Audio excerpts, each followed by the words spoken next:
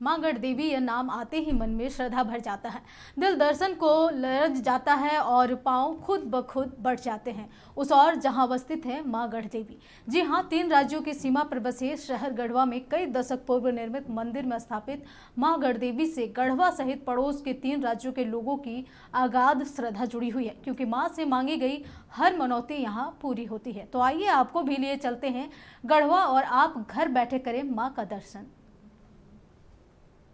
इन जागृत देवी हैं, सभी की मनोकामना पूरी करती हैं, इसलिए यहाँ के जो राजा जी थे, जमींदार थे, लोगों के लिए सार्वजनिक कर दिए कि लोग इनका पूजा करें और जो भी मन में कामना हो, जो चाहते हैं माँ से प्राप्त करें पूजा करके।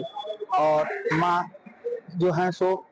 जो कुछ भी मांगता है जरूर उनकी पूरी करती हैं। मतलब इस मंदिर के बारे में बहुत बार सुना था हमने और यहाँ के लोगों ने भी हमें सजेस्ट किया था कि आप एक बार यहाँ पर विजिट करो, तो इसलिए आज हम